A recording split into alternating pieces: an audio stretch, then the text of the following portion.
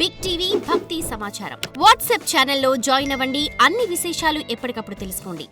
దశావతారాలలో శ్రీరామత్రయంలో శ్రీరామ అవతారంలో మనం ఏం తెలుసుకోవచ్చు? అసలు ఈ అవతారం వెనక ఉన్న వైజ్ఞానిక విశేష రహస్యాలు మీ మాటల్లో. శ్రీరాఘవం దశరథాత్మజమప్రమేయం సీతాపతిం రఘుకులాన్వయ రత్నదీపం ఆజానుబాహుం అరవింద దళాయతాక్షం రామం నిశాచర వినాశకరం నమామి. శ్రీరాముని వర్ణన ఇది. అప్పుడు మనుషులు ఎలా ఉండేవాళ్ళు అంటే ఆజానుబాహులుగా ఉండేవాళ్ళు. దానికి ప్రతీక శ్రీరాముడు. ఒక్క శ్రీరాముడు అలా కాదు, అందరూ అలాగే ఉండేవాళ్ళు. అంత హైటు అంతా లేకపోతే శ్రీరాముడు మారీచుడిని కొట్టడానికి ఎక్కడి నుంచి ఎక్కడికి పరిగెత్తాడు? పర్ణశాల ఎక్కడుంది, మారీచుడిని చంపేసిన ప్లేస్ ఎక్కడుంది, ఇవన్నీ మీరు ఇప్పుడు చారిత్రకంగా తీస్తే కొన్ని వందల మైళ్ళ తర్వాత పరిగెత్తి దాన్ని చంపేశాడు. ఓకే, అలా మనం అది సైంటిఫిక్గా ఆలోచించాలి. ఓహో, ఎప్పటికీ మనకున్న లెవెల్లో ఆలోచించి వాళ్ళు మనలాగా మనుషులు అనుకోకూడదమ్మా. అప్పటి మానవులు వాళ్ళ ఉండే స్థితి, వాళ్ళ యొక్క శారీరక దారుఢ్యం అదంతా వేరు, అవన్నీ వేరు.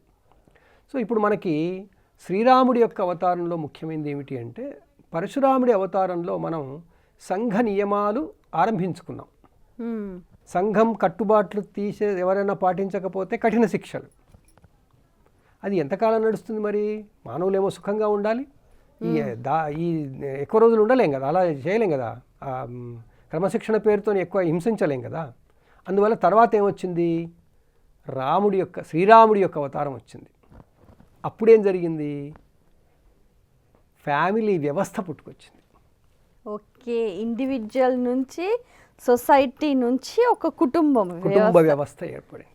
కుటుంబ వ్యవస్థ ఏర్పడ్డాక తన ప్రజలు ముఖ్యం. అసలు ఒక మనిషి ఎలా జీవించాలి? మామూలుగా సంస్కృతంలో మర్యాద అంటే పరిధి అని అర్థం. చెలియలి కట్ట, సముద్రానికి మర్యాద ఏమిటి అంటే చెలియలి కట్ట దాటకపోవడం. అలా ఒక మనిషి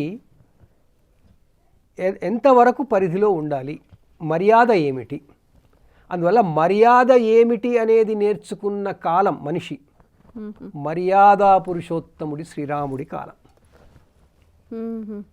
అప్పుడు ఏం జరిగింది? కుటుంబం ముఖ్యమన్నారు. భార్యకి అత్యంత గౌరవమైన స్థానం ఇచ్చారు. అంతకుముందు సమాజంలో స్త్రీలని ఒకరికి ఇద్దరు ముగ్గురు భార్యలు ఉండే అవకాశాలు ఉండేవి. దశరథుడికే ఉన్నారుగా ముగ్గురు భార్యలు.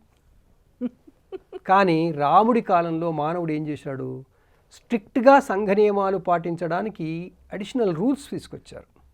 దాంట్లో భాగంగా ఏకపత్ని వ్రతం అని తీసుకొచ్చారు. తర్వాత కేవలం పత్ని చేసుకోవడమే కాదు, ఆ పత్నిని రక్షించడానికి ఏదైనా చేయాలి అని పెట్టుకున్నారు. ఎవరి నుంచి రక్షిస్తాడు?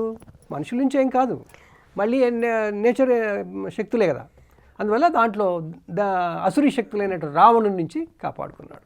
అయితే అందరు ఏమంటారు, సీతను ఎత్తుకుపోతుండగా రాముడు ఎలా చూశాడు అని అంటారు. వాల్మీకి రాసింది ఒకటి, మనం ఈ రోజుల్లో చదువుకునేది ఒకటి.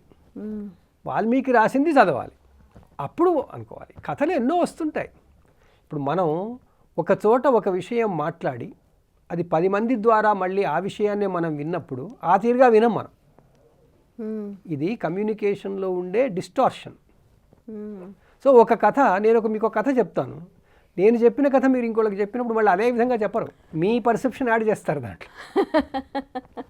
ఆ క్రమంలో ఇప్పుడు మీరు అన్నట్టుగా కథలుగా మనం వింటూ వాళ్ళని అనవసరంగా వాళ్ళని అలాగే చూస్తూ మనం కథలు చెప్పుకుంటున్నాం. నిజానికి ఆ టైంలో ఏం జరిగింది, మనం ఇప్పుడు ఎలా ఉన్నాం అనేది ఎప్పుడు ఆలోచించట్లేదు.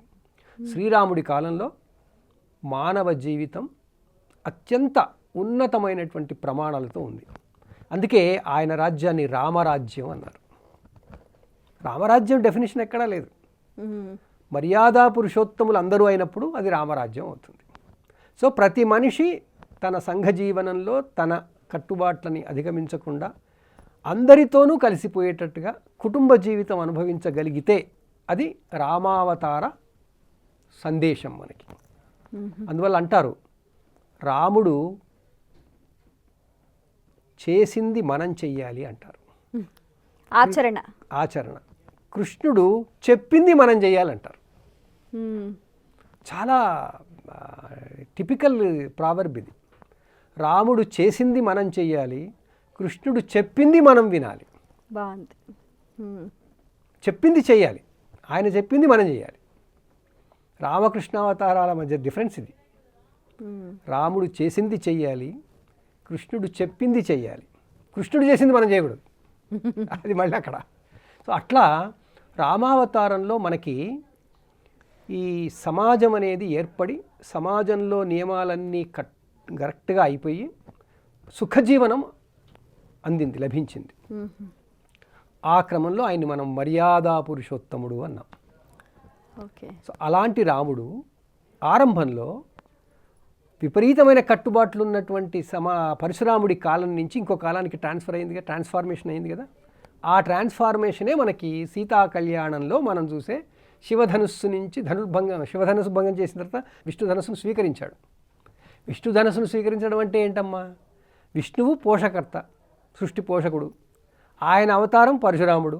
మరి ఆయన నుంచి నేను ఛార్జ్ తీసుకోవద్దు, ఆ ఛార్జ్ తీసుకోవడమే ఆయన నుంచి నీ ధనుస్సు నేను తీసేసుకుంటాడు. ధనుర్భంగం అనే సంఘటన ద్వారా ధనుర్భంగం ఏమో శివధనుర్భంగం అయింది. విష్ణు ధనస్సును ఆయన తీసుకున్నాడుగా. అవును. పరశురాముడి నుంచి శ్రీరాముడు తీసుకుంటాడుగా. పరశురాముడు వచ్చి ఏం చేస్తాడు? ఆ పిల్లవాడి మీద నువ్వు ఎట్లా పెళ్లి చేసావు, నువ్వు అదేదో అంత దశరథుడిని అంత ఇది అంటాడు కదా, నువ్వు ఎలా వివాహం చేసుకుంటావు అదేదో అన్నాడు కదా. అంటే ఆయన టైంలో ఉన్న సంఘ నియమాల్లోంచి ఈ సంఘ నియమాలు రావడానికి మనం ట్రాన్స్ఫార్మ్ అయిపోయాం. ఆ ట్రాన్స్ఫార్మేషన్ మంచిగా అయింది. అప్పుడు పరశురాముడు గ్రహించాడు, ఓహో టైం మారింది, ఇవి ఫర్ బెటర్మెంట్ ఆఫ్ హ్యుమానిటీ వచ్చాయి, అందువల్ల ఇక నేను వెళ్ళిపోతానని వెళ్ళిపోయాడు, నా అవతారం సాధించాడు. అట్లా మనకి శ్రీరామ అవతార సందేశం మనకు లభించింది. ఇంకొక విషయం శ్రీరాముని అవతారంలో అప్పటిదాకా లేనిది ఏమిటంటే తన జీవనం కొరకు అడవి జంతువులని మచ్చిక చేసుకోవడం ఆరంభించాడు. అంటే friendship with nature and wild animals. బాగుంది. ఆ క్రమంలోనే మనకి హనుమంతుడు, జాంబవంతుడు, సుగ్రీవుడు వచ్చారు. పాప నిజంగా మీరు ఇప్పుడు చెప్తూ ఉంటే గురుగారు దశావతారాలు ఈ క్రమము చాలా ఇంట్రెస్టింగ్గా అనిపిస్తుంది. అసలు ఈ కోణంలో మనం ఆలోచించాలా? అసలు ఆలోచించడం లేదు, ఆలోచించాలి, ఇది మాత్రమే ఆలోచించాలి. అసలు ఇది ఆలోచించి వాళ్ళు ఆయా పాత్రల ద్వారా మనం అందుకున్నటువంటి స్తోత్రాలని వాళ్ళ మాటలని మనం పాటించాలి. బాగుంది. ఇప్పుడు ఈ చెప్పిన ఈ లైన్ నాకు చాలా బాగా నచ్చింది. శ్రీరాముడు ఏకపత్ని వ్రతము, కుటుంబ వ్యవస్థ ఏర్పాటు చేసుకోవడమే కాకుండా friendship with nature and wild animals. ఇది లైన్ బాగుంది. ఆయన చేశాడు, అలా చూపించాడు మనకి. ఆయన కాలంలో నేచర్లో ఉన్న వైల్డ్ ఎనిమల్స్ని ఎట్లా వాడుకోవాలి అంటే వైల్డ్ ఎనిమల్స్తో మనం మంచిగా ఉంటే అవి మనకి ఏమైనా చేసి పెడతాయి. ఈ రోజుల్లో సర్కసుల్లో తర్వాత జూలలో మనం చూస్తుంటాం, పులులని సింహాలని కూడా ఆడిస్తుంటారు కదా వాళ్ళు. అవును. మరి అతను రాముడి అంశం ఉన్నవాడే. చాలా గట్టిగా కరెక్ట్గా చెప్పుకోవాలంటే, వైజ్ఞానికంగా చెప్పుకోవాలంటే, ఎందుకంటే అలా చేయగలుగుతాడంటే రాముడి మనసు ఉన్నవాడే కావాలి. అంటే ఆ స్నేహ తత్పరత అనేది ఉంటుంది. జటాయు, పక్షులు, కారుణ్యం. అందువల్ల రామావతారం మానవుడి యొక్క జీవనంలో అత్యున్నతమైనటువంటి పరాకాష్ఠ జీవన విధానం. అందుకే మనం రాముడిలాగా ఉండాలంటాం, రామరాజ్యం కావాలంటాం. ఆ రాముడి తర్వాత మళ్ళీ మారిపోయాం, మనమే మారుతున్నాం కదా. ఆ మారుతుందే మళ్ళీ తర్వాత మారిపోయాం. అలా మనం రామావతారం నుంచి నేర్చుకోవాల్సింది సామాజిక జీవన సంబంధంగా చాలా ఉంది, వ్యక్తిగత జీవన సంబంధంగా చాలా ఉంది. ఇప్పటిదాకా మీరు గమనిస్తే మత్స్య, కూర్మ, వరాహ, నారసింహ, వామన, పరశురామ అవతారాలలో ఒక వ్యక్తిగతంగా మనం ఏమి నేర్చుకోవాలి, ప్రకృతిలో ఎలా ఉండాలి అనే దానికి పెద్దగా ప్రాముఖ్యత లేదు. రామావతారంలోని అన్నీ ప్రాముఖ్యతలే. ఆయన జీవితం ఆదర్శ జీవితం అన్నాం అంటే ఐడియల్, మనకి రోల్ మోడల్ ఆయన. ఆ రోల్ మోడల్గా ఉండాలని అనుకున్నాం. అందుకే ఆ మహానుభావుడిని మనం జై శ్రీరామ్ అనగానే మనకి ఎంత ఇది పులకింత వస్తుంది. మనలో ఉన్నారుగా, రాముడు ఉంటాడుగా. మానవుడు అనేవాడు మన ప్రతి మనిషిలోనూ ప్రతి మానవుడిలోనూ రాముడు ఉంటాడు. అది భారతీయులే అవసరం లేదు, అందరి మానవుల్లో ఉంటాడు రాముడి లక్షణాలు. అలా రామావతారం అది అందరికీ పాటించవలసిన, అనుకరించవలసిన రామాయణ సూత్రాలవని, రామాయణ విధానం, సారాంశం అది. ఇక రామాలయాలకు సంబంధించి చూస్తే మనకు వీధికి ఒక రామాలయం ఉంటుంది, ఇంకా రాముడు కొలువు తీరని ఊరు లేదంటే కూడా అతిశయోక్తి. అలా ఎందుకైందంటారు చెప్పండి?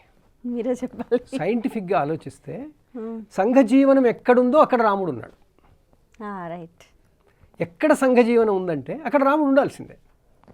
అందువల్ల మీరు చూడండి, హనుమంతుని ఆలయాలు, రాముడి ఆలయాలు అవును తప్పకుండా ప్రతి ఊళ్ళోనూ ఉంటాయి.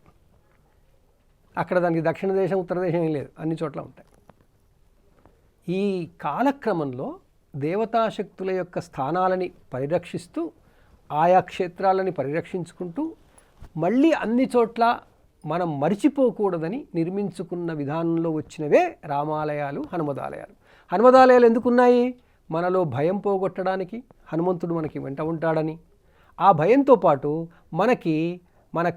మనం చేసే పనుల్లో మనకి దీక్ష, మనకి ఏమంటాం దాన్ని, భక్తి ఉండాలని ఆ హనుమంతుడు ఉంటాడు.